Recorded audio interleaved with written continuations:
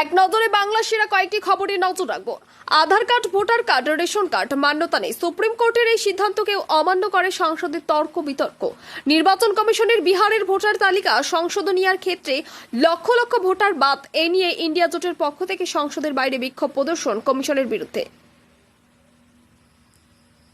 2026 বিধানসভা নির্বাচনের আগে বড় ভাঙ্গন তৃণমূল কংগ্রেসে। সংখ্যালঘুদের নিয়ে এবার নতুন দল করছেন 15ই আগস্টের পর ভরতপুরের বিধায়ক হুমায়ুন কবির। জেলা নেতৃত্বের বিরোধিতা ফলে নতুন দল গড়ার কথা বলেন হুমায়ুন কবির। তিনি আরও বলেন, মালদহ, মুর্শিদাবাদ, 2 দিনাজপুর, নদিয়া সহ 50 আসনে প্রার্থী দেবেন হুমায়ুন কবির। তিনি সাফ জানান যে মমতা ব্যানার্জি ও অভিষেক ব্যানার্জির উপর তার কোনো ক্ষোভ নেই, ক্ষোভ আছে তো জেলা নেতৃত্বের উপর। এই ক্ষোভের জেরেই তার এই সিদ্ধান্ত। অনুব্রতের গড়বা বীরভূমে এইবার যাচ্ছেন মমতা ব্যানার্জি।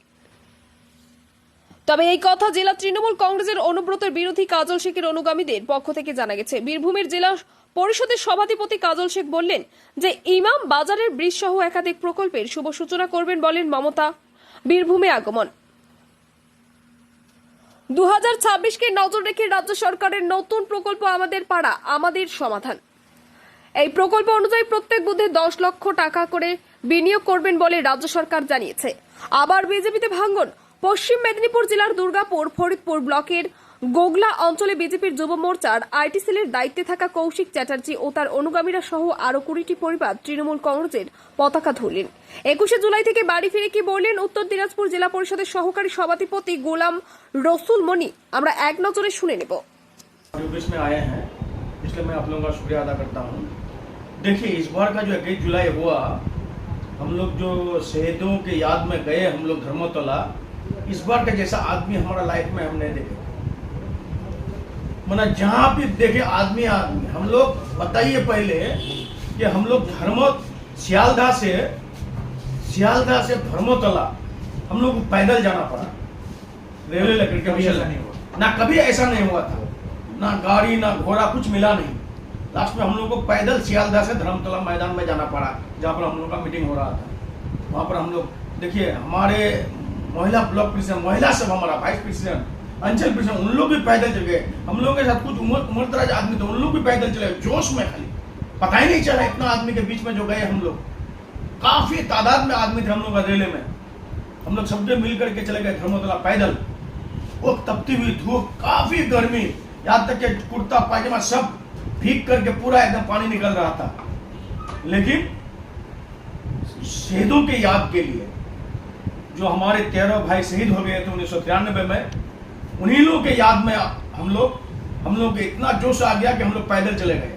वहां जाकर के हम लोग हमारे ऑनरेबल चीफ मिनिस्टर, मानविक चीफ मिनिस्टर के वक्तव्य हम लोग सुने, वो जो वार्ता दी और शहीदों के लिए जो बोले और बंगाल के लिए जो वार्ता दी, सबको सुन करके हम लोग उसी दिन 21 जुलाई के रात में हम लोग, हमारे इतने आदमी गए थे, फिर हम लोग स्टेशन हमारे अंचल प्रेसिडेंट प्रधान सब आकर के ट्रेन में आदमी सबको बैठाए। कुछ कल सुबह आए शताब्दी से, कुछ हल्दीबाड़ी एक्सप्रेस से आए। सर, आप लोगों को सर आपके स्टेट में मैंने देखा जब आप जा रहे थे ट्रेन काफी लेट थी सर। जी, ये तो जान सुन करके ट्रेन लेट कर दिया गया, क्योंकि उत्तर कन्नड़ा में बीजेपी मीटिंग रखा था हम लोगों का कॉन्टेस्टिंग में। हम लोगों का इसमें शहीद दिवस के उल्टा उन लोग तो शहीद दिवस मनाता ही नहीं किसी का, ना वीर सैनिक का मनाता है। लेकिन हम लोग जो शहीदों के याद के लिए हमारे ऑनरेबल चीफ मिनिस्टर मनाते हैं, उस लोगों को भी उसको आपत्ति है।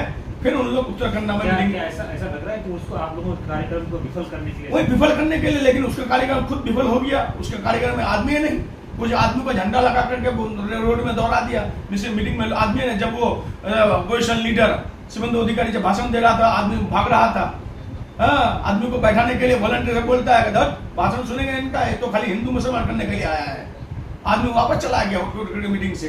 और वही धूप में, तपती हुई धूप में 1.5 घंटा उस मंच में, खुला मंच में, जिसकी उम्र 70 साल क्रॉस कर गई है, ऑनरेबल चीफ मिनिस्टर 1.5 घंटा भाषण दी, लेकिन टस से मस नहीं हुई।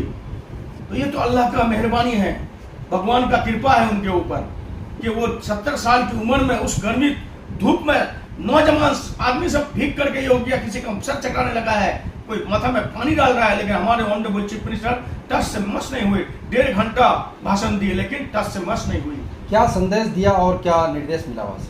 वहां से हम लोगों को एक ही संदेश मिला कि शहीदों के याद में तुम लोग आए हो, तुम लोगों का मैं शुक्रिया अदा करता हूं और 2026 के लिए हम लोगों को ज्यादा से ज्यादा सीट बंगाल में लाना है ताकि बीजेपी को हम लोग फिर 2029 में हम लोग यहाँ से साफ कर सकें, हिंदुस्तान से बीजेपी का हुकूमत को जड़ से उखाड़ सकें। यही ममता बनर्जी वार्ता दी। फिर ममता बनर्जी एक बात बोली, हमारे ऑनरेबल चीफ मिनिस्टर, जो प्रोग्राम को चल रही है हमारे 94 स्कीम वो जारी रहेगा, उसमें कोई घटती नहीं आएगा। लेकिन फिर नया स्कीम एक चालू किए, पराई समाधान। जो गांव में रास्ता कीचड़ हो जाता है, रास्ता गांव में खराब हो जाता है, 8,000 करोड़ कितना सैंक्शन कर दिया है, उसको फिर द्वारे सरकार में जमा होगा, द्वारे सरकार फिर शुरू होगा, उसमें फिर रास्ता करने के लिए वार्ता दी है। बाकी जो डेवलपमेंट का काम है हमारे ऑनरेबल चीफ मिनिस्टर करने के लिए बोली है। ममता बनर्जी ने ये कहा कि चोर बोले, एकदम आंदोलन करेंगे। जो अगर शुभेंदु अधिकारी खुद कम इस तरह के बयान, शुभेंदु अधिकारी बोले या कांग्रेस का कोई भी नेता बोले, अब काउंटर होगा, अब काउंटर होगा, पूरे बंगाल में काउंटर होगा। सिर्फ उन्हीं लोग आंदोलन करेंगे, हम लोग नहीं करेंगे, ये हो नहीं सकता है। अगर कोई भाषा खराब करेगा उसके घर भी घराव होगा। कांग्रेस का लीडर हो या सीपीएम का लीडर हो या बीजेपी का लीडर हो, उसका घर में जाकर हम लोग घराव करेंगे। अगर जुबान खराब किया, राजनीति करने के लिए मना नहीं है, राजनीति कीजिए। अगर भाषा मर्यादा खराब किया तो हम लोग घर घेराव करेंगे, रास्ता जाम करेंगे। जब तक उसके ऊपर कार्रवाई नहीं होगा तब तक हम लोग रास्ता छोड़ेंगे नहीं। ये ममता बनर्जी का वार्ता है। ममता बनर्जी ने हम लोगों को वार्ता दी है कि जो जैसा करेगा उसको वैसा करना पड़ेगा।